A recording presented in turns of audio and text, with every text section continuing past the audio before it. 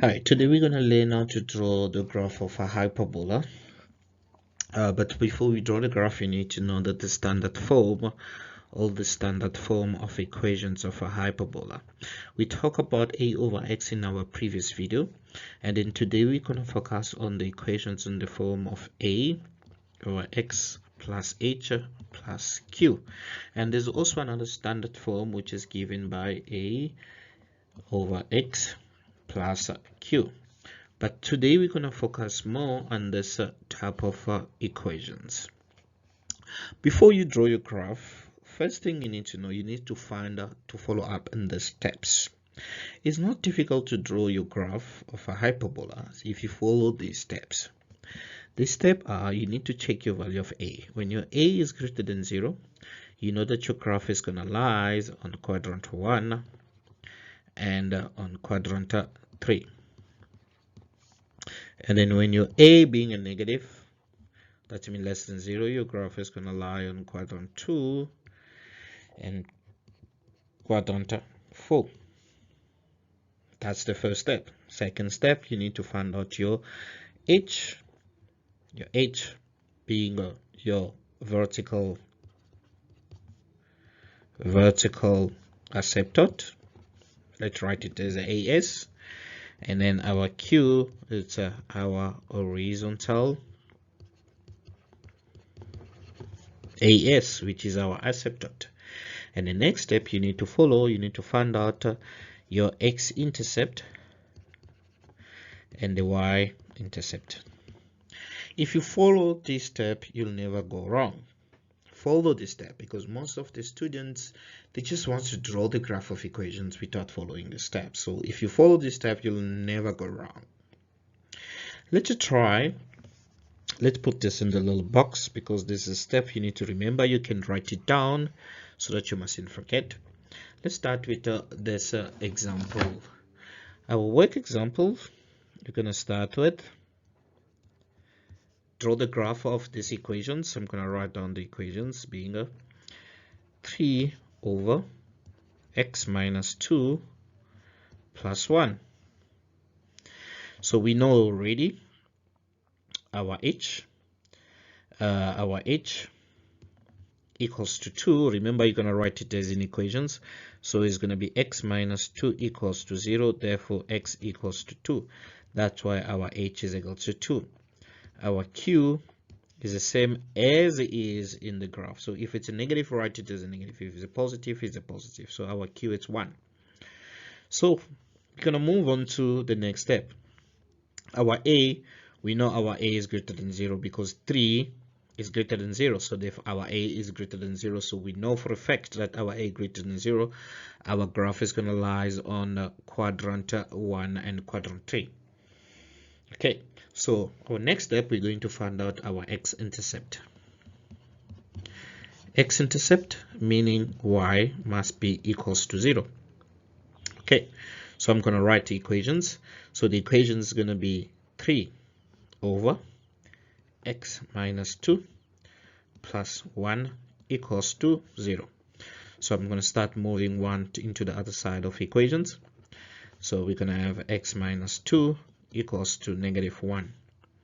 So every time you have a fraction, I know students most of the time they get anxiety when they have to deal with fractions. Please don't get anxiety, don't panic. What you have to do, you just need to write negative 1 into a form of a fractions, and then what you have to do, you just have to do a cross multiply. I mean, you multiply 3 times 1 is going to give you 3, and then x minus 2 times a negative 1, this is going to write it as a bracket.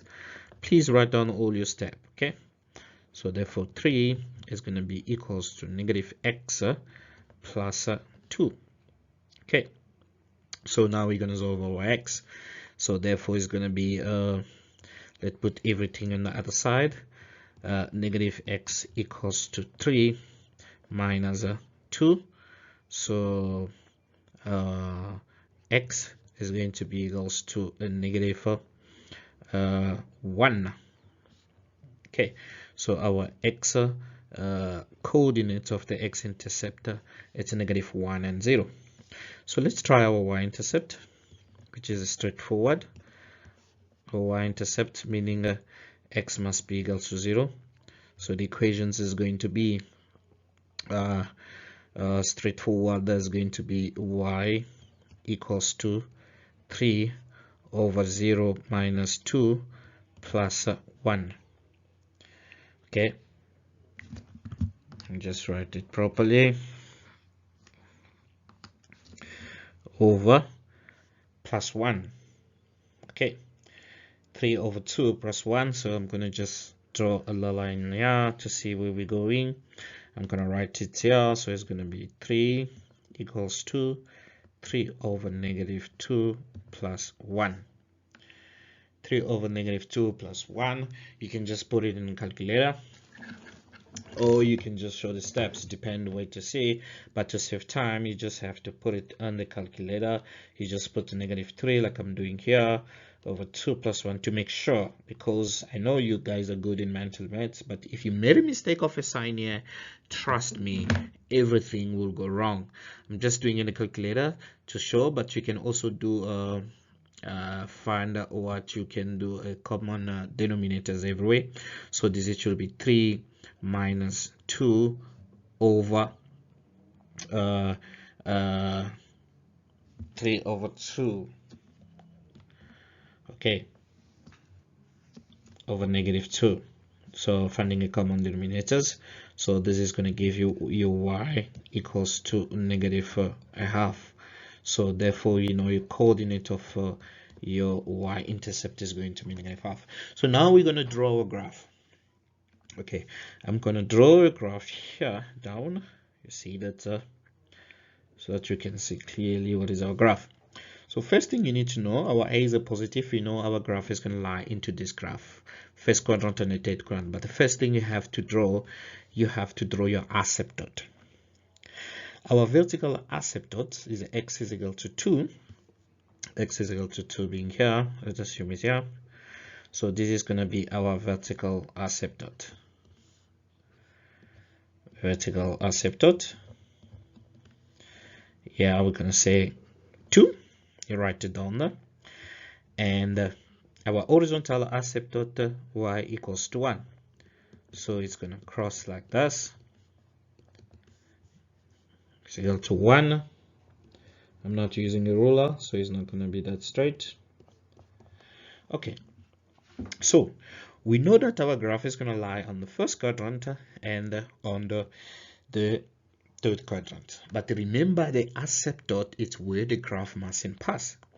On the first quadrant, I know that because this is being the asymptote, it's like the boundary, it's like the border. The graph mustn't pass at the border. You understand? It mustn't touch the border, must be right there. The border being down there, and the graph must pass right there on top. It mustn't touch the border.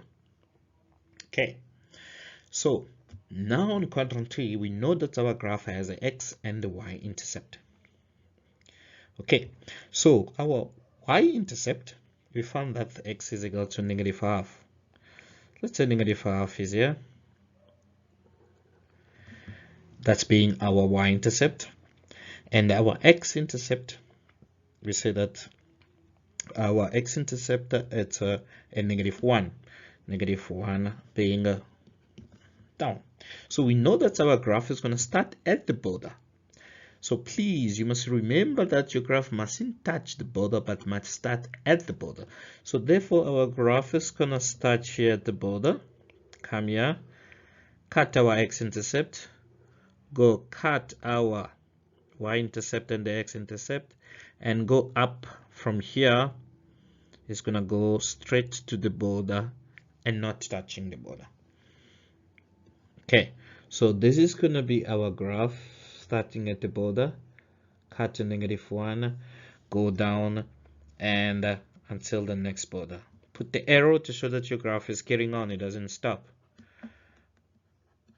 So this is how you draw your hyperbola.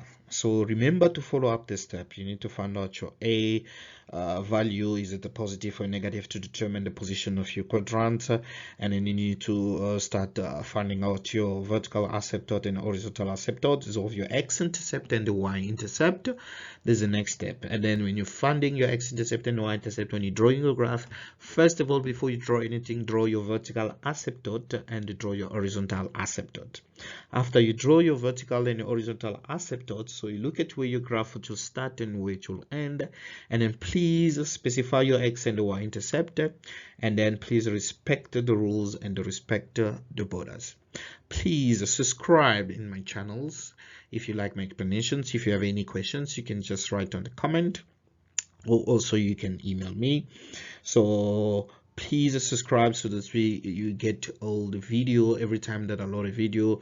And then also, if you have any other questions, so you're welcome to write it on the comment as well. Okay, thank you.